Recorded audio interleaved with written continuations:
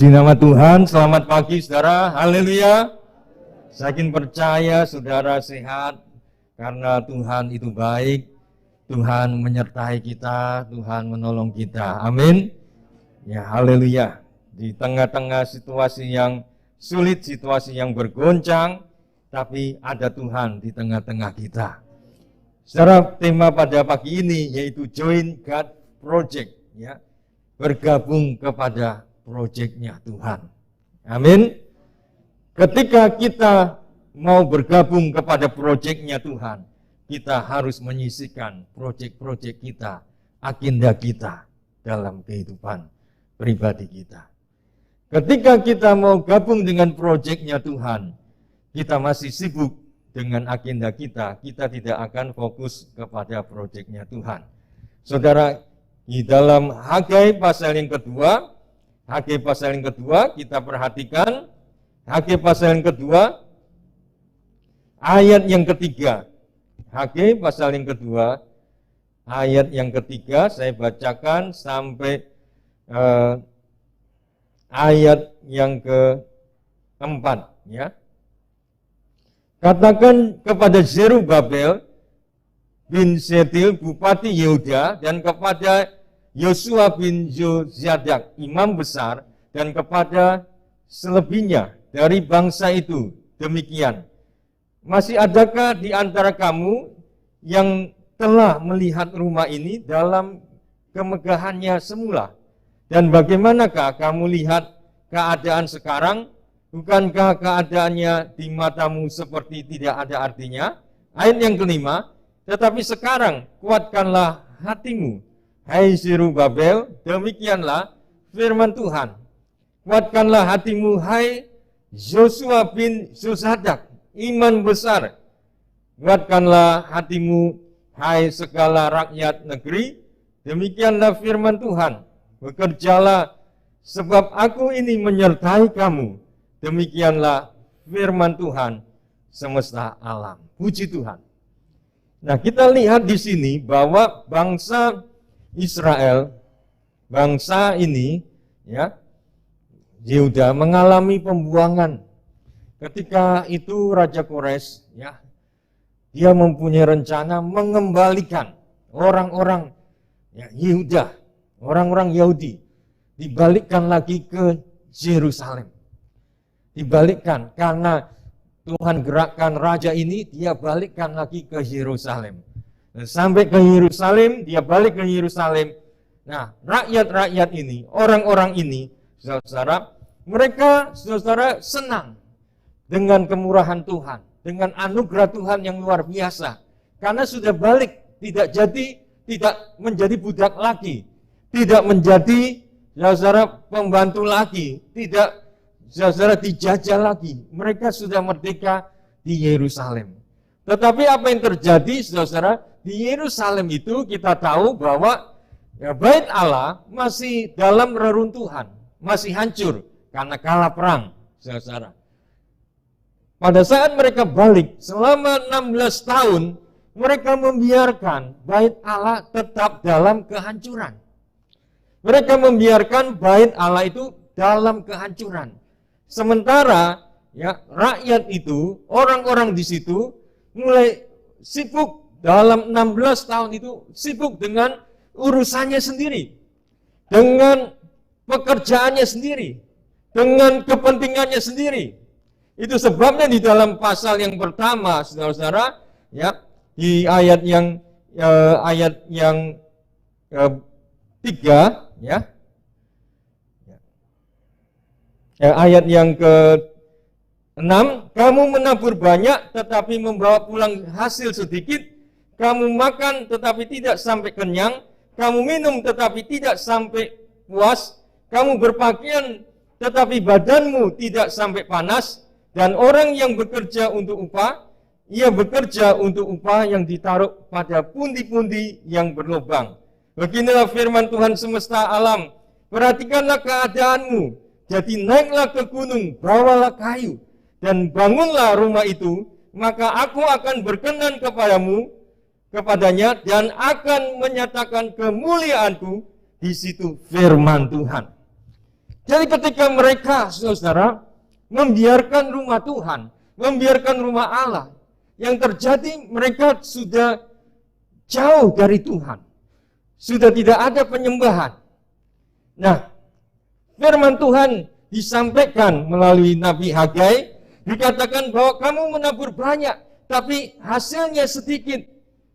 Dikatakan tetapi kamu makan, tapi tidak kenyang. Kamu bekerja dan seperti kamu membawa hasil kerja kepada pundi-pundi yang berlubang. Nah, ini saudara-saudara, keadaan-keadaan di sana. Bagaimana saudara kalau saudara kerja, lalu saudara dapat uang, masuk kantong-kantongnya lubang. Kantongnya lubang, nggak dapat apa-apa. Bagaimana saudara menabur? Sudah menabur, sudah capek-capek kerja, ke sawah menabur, dan pulang tidak dapat apa-apa, saudara. Jadi keadaan-keadaan yang dikerjakan oleh orang-orang yang tidak memperhatikan rumah Tuhan, mereka tidak disertai oleh Tuhan. Mereka tidak disertai oleh Allah. Karena apa? Karena mereka tidak memperhatikan rumah Tuhan. Rumah Tuhan masih dalam reruntuhan. Walaupun mereka mendapatkan anugerah Tuhan oleh Raja Quraisy, tetapi mereka masih mementingkan sendiri selama 16 tahun. Mereka masih, saudara, tidak memperdulikan dan tidak mau membangun rumah Tuhan. Saudara yang saya kasih dalam Tuhan Yesus, kita punya banyak acara, kita punya banyak kepentingan, kita punya banyak acara waktu sana sini, tapi jangan kita sibuk dan tidak punya waktu untuk Tuhan. Tabung, ayo, suruh membangun, ayo, tapi mereka mementingkan dirinya sendiri. Mereka, saudara, sibuk dirinya sendiri. Mereka punya acara sendiri, punya waktu sendiri, dan untuk Tuhan nggak ada waktu. Untuk melakukan proyeknya Tuhan nggak ada waktu. Maka Tuhan katakan kamu menabur, biarin kamu kerja, dan kamu akan pulang tidak akan mendapat hasil dari kerjamu. Kalau jemaat-jemaat Tuhan masih cuek dalam proyeknya Tuhan, maka Anda kerja, Anda tidak akan mendapat apa-apa dalam pekerjaan. Demikianlah firman Tuhan. Saya percaya orang kerja-kerja nggak dapat apa-apa. Karena apa? Bukan karena dia nggak bagus dalam kerjaannya, karena dia lupa rumah Tuhan. Dia lupa proyeknya Tuhan. Dia lupa rencananya Tuhan. Dia lupa maunya Tuhan. Apa yang menjadi kemauan Tuhan, apa yang menjadi proyeknya Tuhan, dia nggak mau gabung. Akhirnya Tuhan juga begini, ya sudahlah, kalau dia nggak mau gabung, saya juga nggak mau gabung dalam rencanaku, dalam kehidupan dia. Aku berencana baik. Akhirnya, saudara-saudara, kita lihat di sini, untung saudara, orang-orang di sana mulai sadar. Ketika mulai, mereka mulai sadar. Ketika mereka mulai sadar, mereka mulai, ayo kita akan ikut, join, akan bergabung dalam rencananya Tuhan, dalam proyeknya Tuhan. Ini perlu kesadaran. Dan pada saat mereka mulai sadar, di dalam Hagai pasal yang kedua, ini, saudara-saudara, ketika mereka mulai sadar dalam keterbatasan, dalam sesuatu yang terbatas, akhirnya saudara, mereka lemah, mereka pada semangat. Wah, kita nggak ada dana, kita nggak ada uang, kita nggak ada ini, kita nggak ada itu, ya. Saudara, itu sebabnya di dalam ayat-ayat ini dikatakan bahwa di dalam ayat tadi yang kita baca, ya, tetapi sekarang kuatkanlah hatimu, hai Zerubabel, dalam ayat yang ke-9, ya, dan kuatkanlah hatimu, hai Yosua, kuatkanlah hatimu, hai segala rakyat negeri, dari pemimpin maupun imam, maupun raja, maupun rakyat, saudara. sampai 3 kali dikatakan, kuatkanlah hatimu. Kuatkanlah hatimu. Yang ketiga kali, kuatkanlah hatimu. Karena apa, saudara? Karena orang yang melakukan pekerjaan Tuhan, dia harus dikuatkan hatinya. Pengertian kuatkan hatimu, artinya dia harus besar hati. Dia harus mempunyai ketetapan hati. Dia harus mempunyai iman. Dia harus mempunyai keberanian. Dia harus percaya bahwa Tuhan sanggup melakukan perkara-perkara yang ajaib, perkara yang heran, perkara yang luar biasa. Jadi untuk bergabung dalam proyek Tuhan yang besar, saudara, diperlukan orang yang kuat hatinya. Amin. Yang kuat hatinya. Diperlukan orang yang kuat hatinya. Tidak goyah, tidak lemah.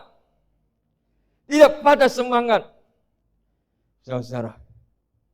Karena di saat itu ya ada yang mengatakan bahwa wah, di zaman Salomo itu proyek bait Allah besar.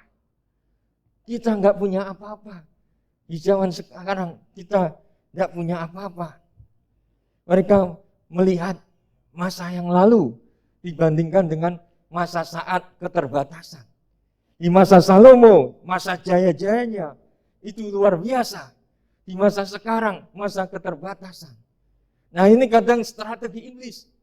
Untuk apa? Untuk mengingat masa lalu, membandingkan masa sekarang, lalu saudara mulai pada semangat, tidak ada gairah lagi, tidak ada semangat untuk melayani lagi, tidak ada semangat untuk join lagi, untuk melakukan sesuatu yang besar, yang luar biasa. Karena apa? Selalu membandingkan masa yang dulu dengan masa yang sekarang. Adakah saudara masih mengingat-ingat masa yang dulu? Sehingga engkau mulai lemah, mulai patah semangatmu, mulai tidak lagi bergabung lagi, mulai engkau tidak melakukan lagi. Nah, firman Tuhan saat ini, kuatkan hati. Amin. Kuatkan hati. Karena apa? Karena ada proyek Tuhan yang harus Anda kerjakan, Anda lakukan. Dari pemimpinnya, dari pelayannya, dari rakyatnya, Tuhan berkata, kuatkan hatimu. Hai Zerubabel, kuatkan hatimu. Hai Imam Zulzadak, kuatkan hatimu. Hai segala rakyat negeri, kuatkan hatimu. Pengertian kuatkan, ayo semangat. Ayo mempunyai ketetapan hati. Ayo besarkan hatimu. Dan saudara, Tuhan tidak sampai kepada itu saja. Tuhan berkata, bekerjalah. Kuatkan, bekerjalah. Artinya bertindaklah. Ada waktunya kita berdoa, tapi ada waktunya kita bertindak.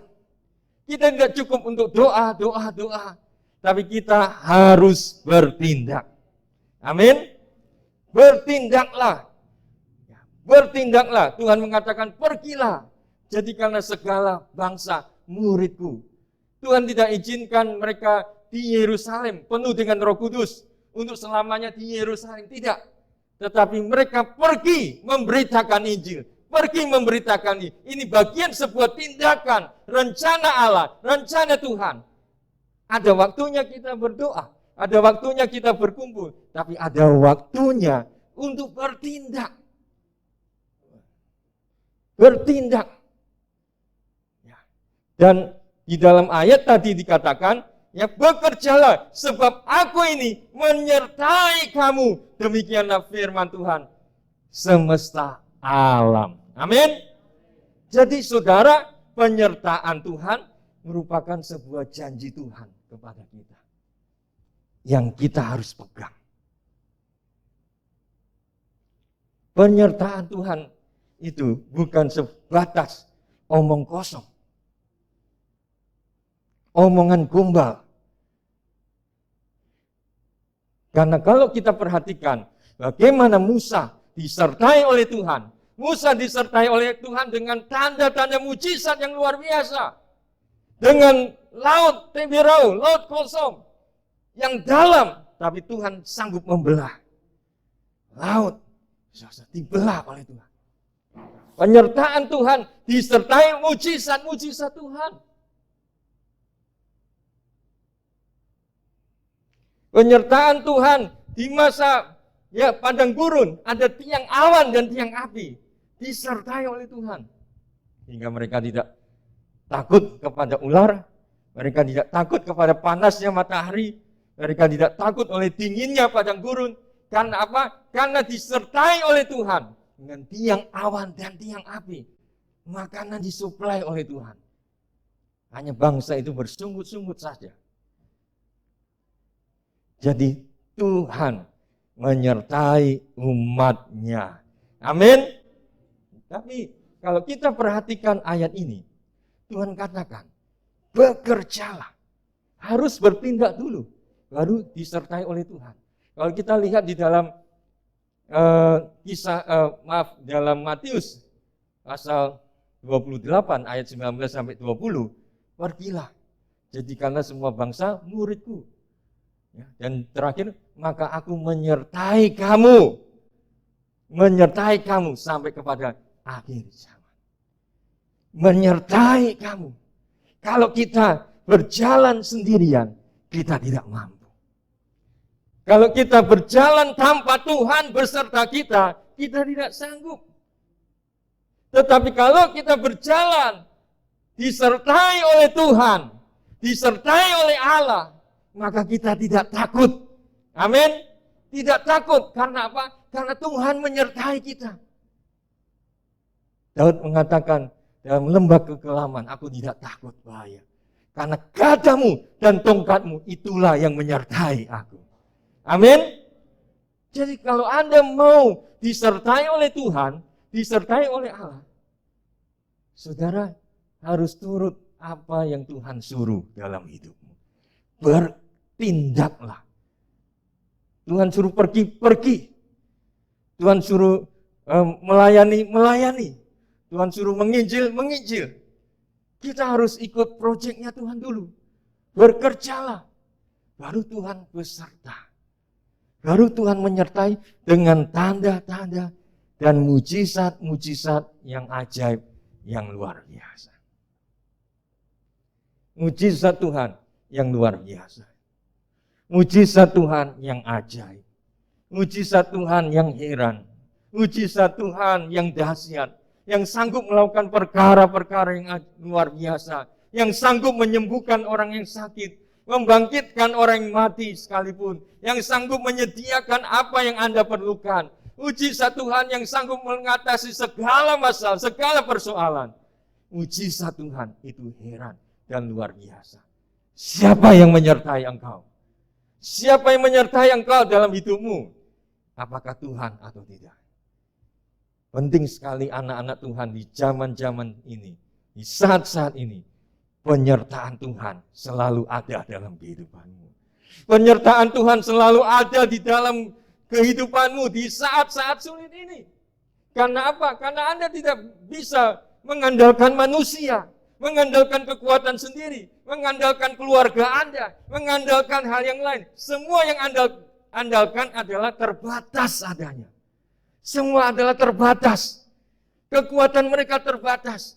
Tetapi satu-satunya yang tidak terbatas adalah Tuhan Yesus. Tuhan Yesus yang tidak terbatas, yang akan menyertai engkau, yang akan melindungi engkau, yang akan menolong engkau. Satu-satunya kuasa Tuhan yang tidak terbatas adalah Yesus.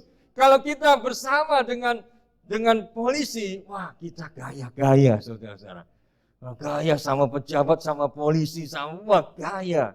Karena apa? Wah, di samping saya ada polisi, ya ada itu. Mereka merasa aman, yang menyertai ya orang-orang yang mempunyai pengaruh, saudara.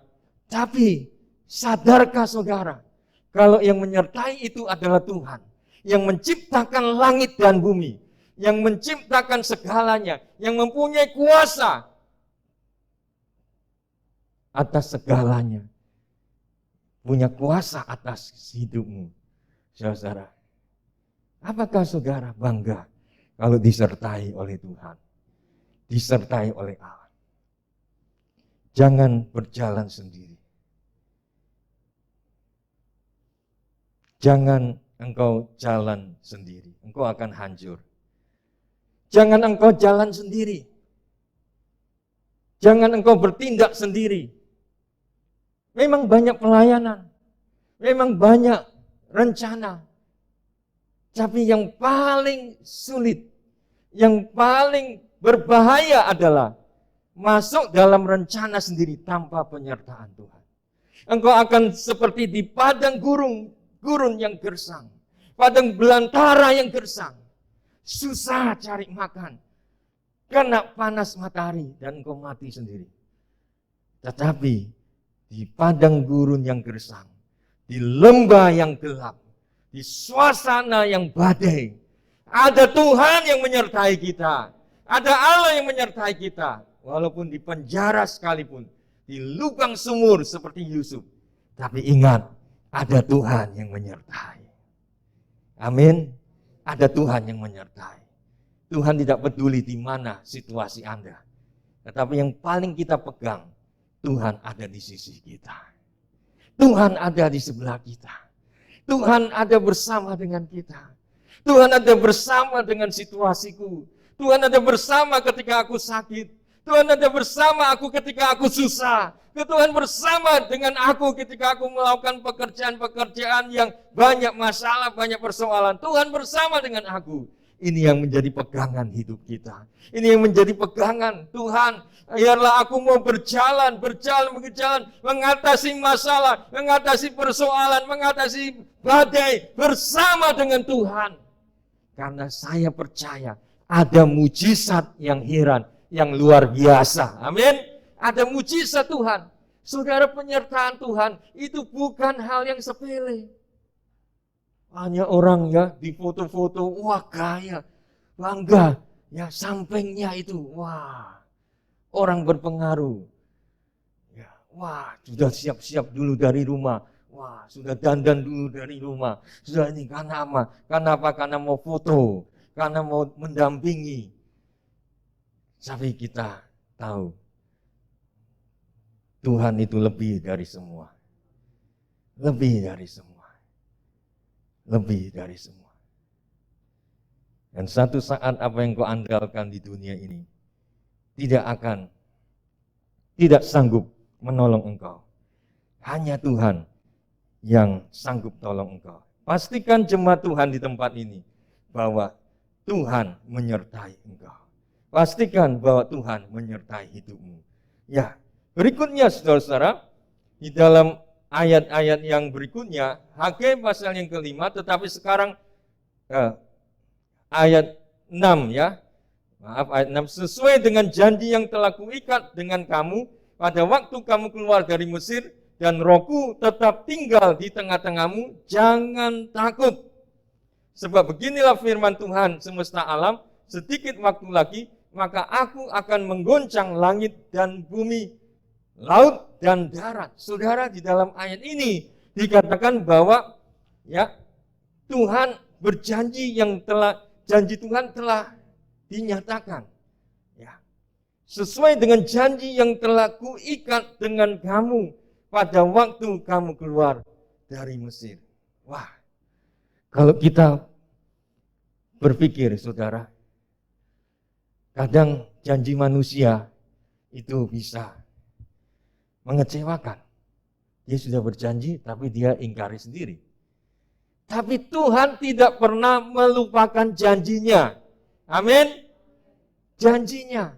Di dalam firman Tuhan itu penuh dengan janji-janji Allah. Sampai janji Tuhan pada masa di Mesir. Ini kan sudah lama. Udah ya ratusan tahun.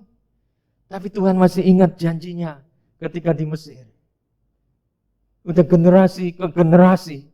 Tapi Tuhan masih ingat janjinya. Saudara, janji manusia kadang sehari lupa. Hari ini ngomong A, besok ngomong B. Ya. Janji, ya, ada yang ngasih uang, ya nggak jadi, saudara. Ya, dan sebagainya. Ya. Katanya mau lunasi, nggak jadi, dan sebagainya. Banyak janji-janji. Tapi di dalam ayat ini dikatakan bahwa janji Tuhan pada saat Mesir, pada saat masa Mesir, saudara-saudara. Ya, tapi dia masih ingat janjinya. Saudara yang saya kasih dalam Tuhan, Mazmur 18 ayat 30. Adapun Mazmur 18 ayat 31. Adapun Allah jalannya sempurna. Janji Tuhan adalah murni. Dia menjadi perisai bagi semua orang yang berlindung padanya. Janji Tuhan adalah murni. Ibrani 11 ayat 11. Karena Abraham karena iman ia juga dan Sarah beroleh kekuatan untuk menurunkan anak cucu. Walaupun usianya sudah lewat. Karena ia menganggap dia yang memberikan janji itu setia. Masih ragu-ragu janji Tuhan? Sarah aja, saudara, sudah nenek-nenek. Ya, sudah nenek-nenek. Masih pegang janji Tuhan. Aku pasti punya keturunan. Roma 4 ayat 20-21. Tetapi terhadap janji Allah ia tidak bimbang. Karena ketidakpercayaan malah ia diperkuat imannya. Dan ia memuliakan Allah dengan penuh keyakinan. Bahwa Allah berkuasa untuk melaksanakan apa yang telah ia janjikan. Amin. Dia sanggup melaksanakan apa yang telah ia janjikan.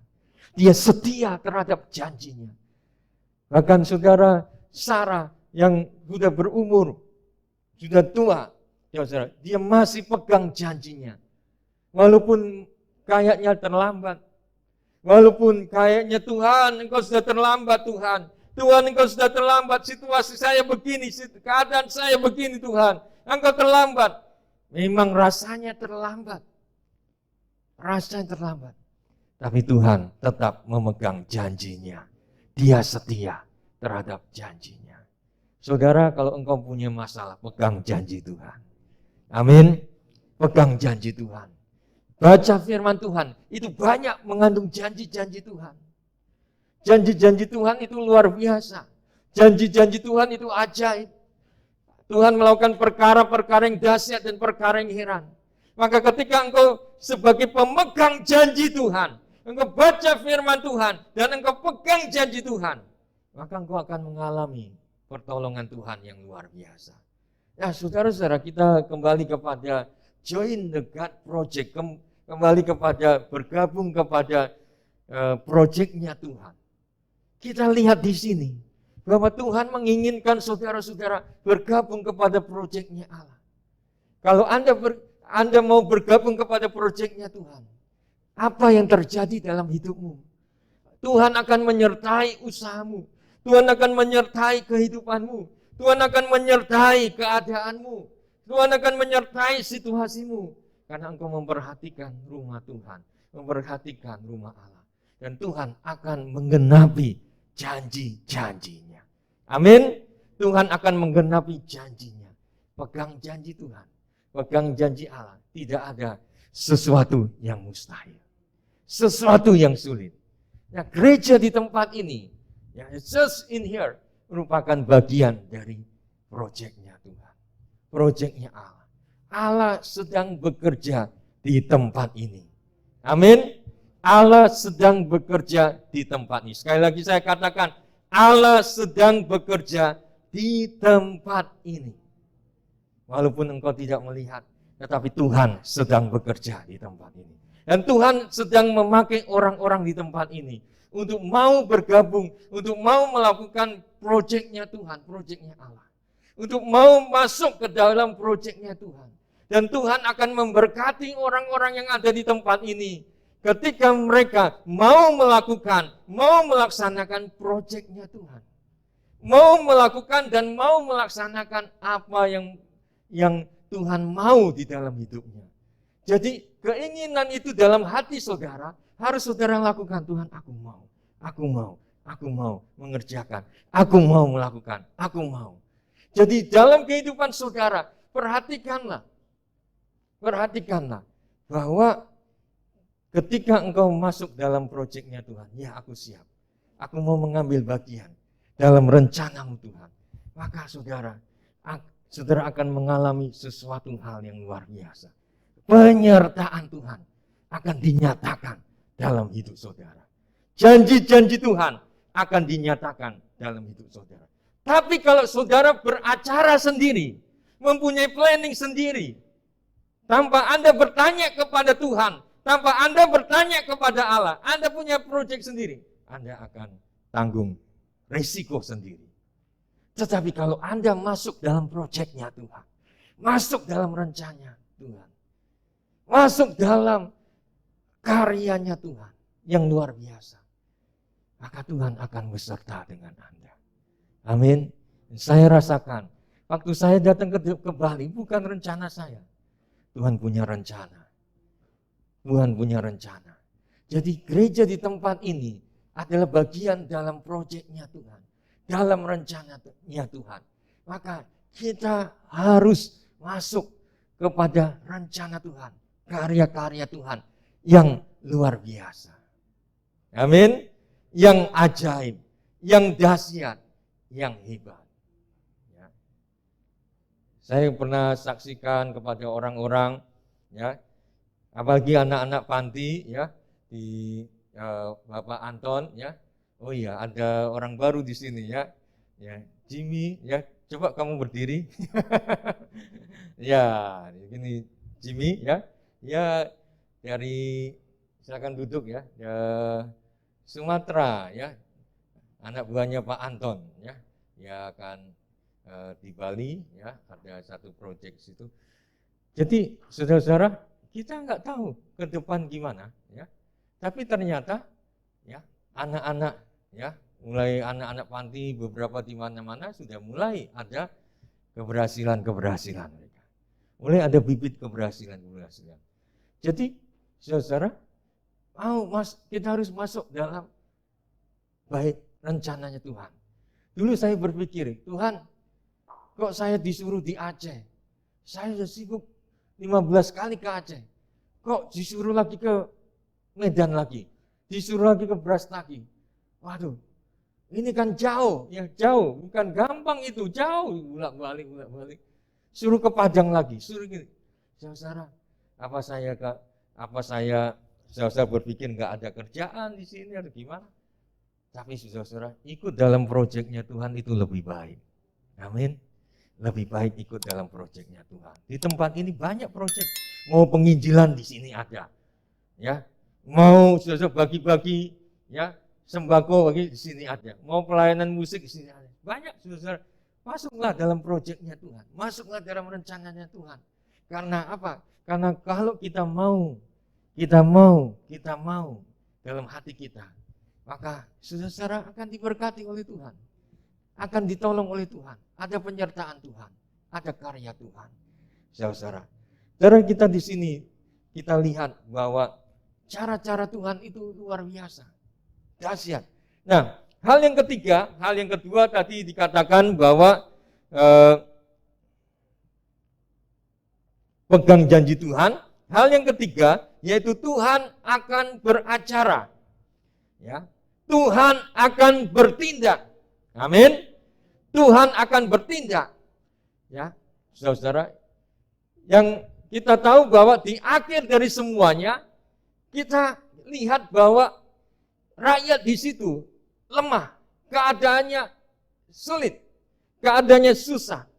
Tapi kita lihat bahwa Tuhan akan bertindak dari semuanya. Ya, akan bertindak. Nah, saudara, di dalam ayat yang ke-8 dikatakan, aku akan menggoncangkan segala bangsa sehingga barang yang indah-indah kepunyaan segala bangsa datang mengalir. Maka aku akan memenuhi rumah ini dengan kemegahan firman Tuhan semesta alam. Kepunyaankulah perak dan kepunyaankulah emas. Demikianlah firman Tuhan semesta alam. Saudara-saudara, mereka sedang khawatir. Tuhan, aku mau bangun bait Allah aku. Bait Allah, saudara, itu harus ada emasnya, harus ada peraknya, harus ada barang-barang yang bagus. Ya, di zaman Salomo itu banyak emas, perak semuanya. Apalagi di ruang Maha Suci, ruang Maha Suci itu bersalutkan emas. Kalau saudara baca itu banyak, ya, banyak emasnya itu. Bisa-bisa kalau dihitung-hitung bisa sampai ratusan miliar triliun, banyak emasnya. Tapi saudara, dalam keadaan mereka yang nggak berdaya, dalam keadaan mereka yang nggak mampu, tetapi proyeknya Tuhan itu luar biasa. Mereka terbatas, Tuhan aku nggak mampu, Tuhan aku nggak sanggup. Ya. Tapi ingat, kita bekerja dulu dengan kekuatan kita, dengan kemampuan kita, ya. Tapi di endingnya Tuhan akan bertindak. Amin. Jadi begini saudara, kadang orang berdoa, tapi nggak melangkah. Itu juga masalah. Dia berdoa terus, Tuhan tolong selamatkan jiwa-jiwa, nggak pernah menginjil. Berdoa terus selamatkan jiwa-jiwa. Tapi kalau dia mulai bertindak, melakukan step langkah pertama, langkah kedua, langkah-langkah yang kecil, langkah-langkah yang sepele, saudara.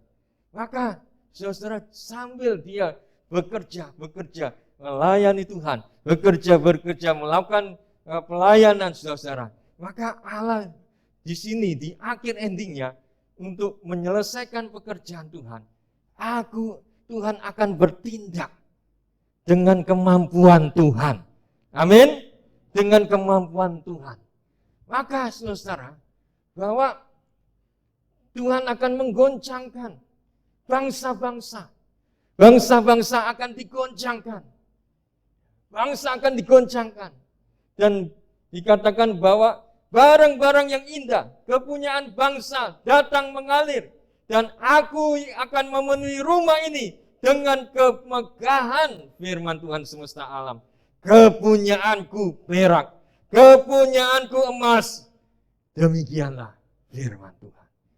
Mereka sedang khawatir akan emas. Mereka sedang khawatir akan perak. Tetapi Tuhan berkata, aku ini punya emas. Itu kepunyaanku. Itu kepunyaanku. Bukan berarti Tuhan sombong. Ya, masa kita bilang Tuhan itu kok sombong, pamer-pamer ini punyaku, itu pikiran jahat.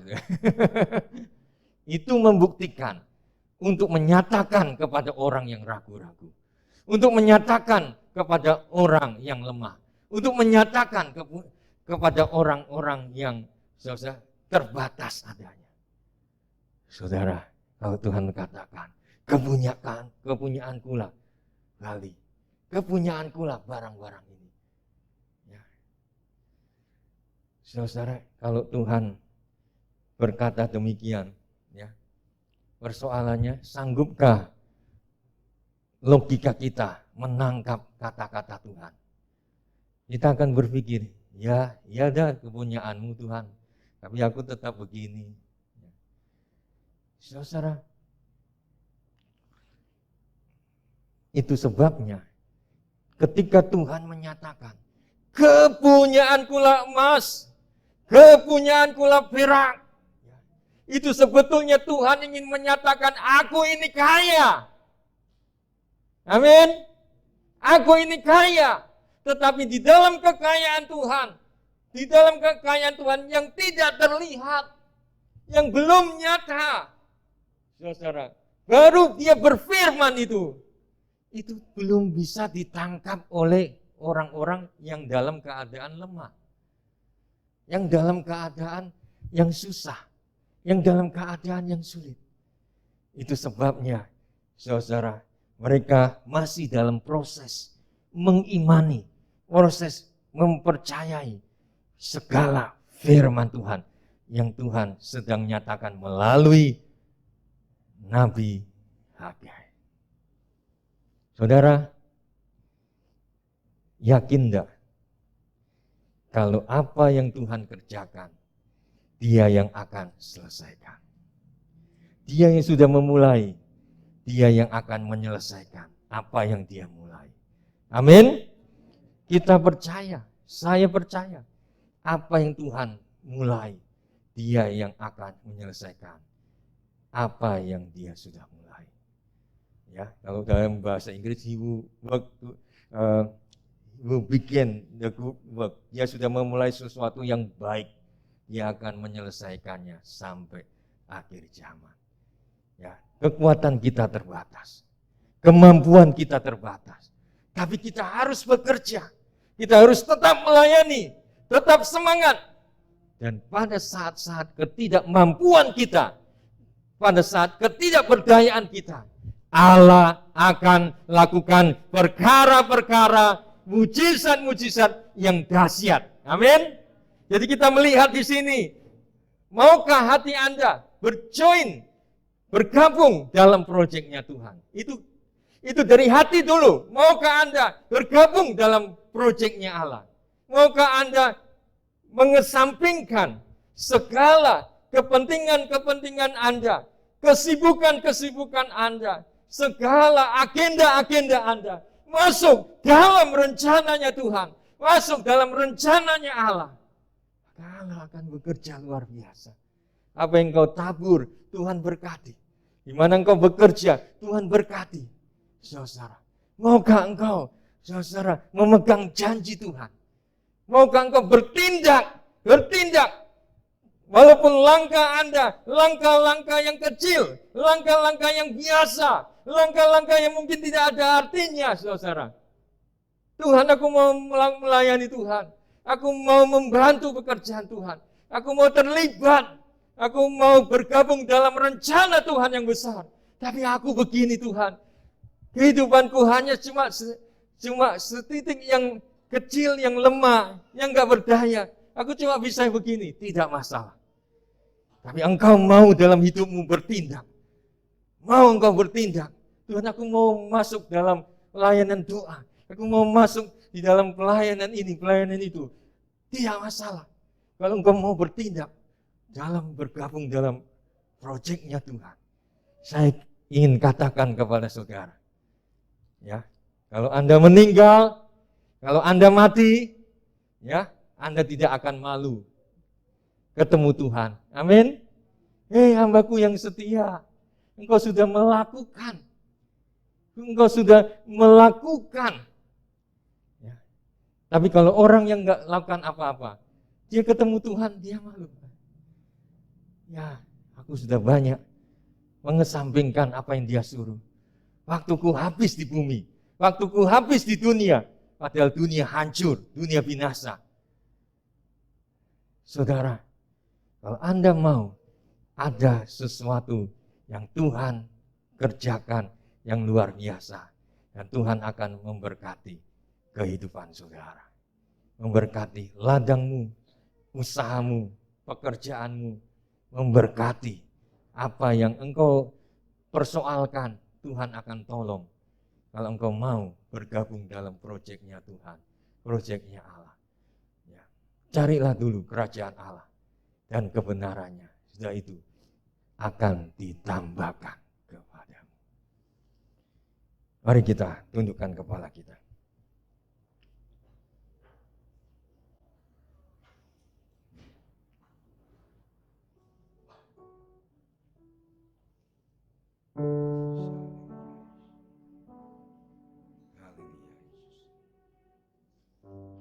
Amin. Hari ini kita tidak minta Tuhan tolong masalah kita. Jangan Anda minta Tuhan tolong usahaku, Tuhan tolong pekerjaanku. Tapi hari ini, saudara, firman Tuhan untuk kita semua. Apakah engkau memperhatikan rumah Tuhan? Apakah engkau mencari dulu, mengutamakan dulu Tuhan? Mencari kebenaran, mencari Tuhan lebih dulu.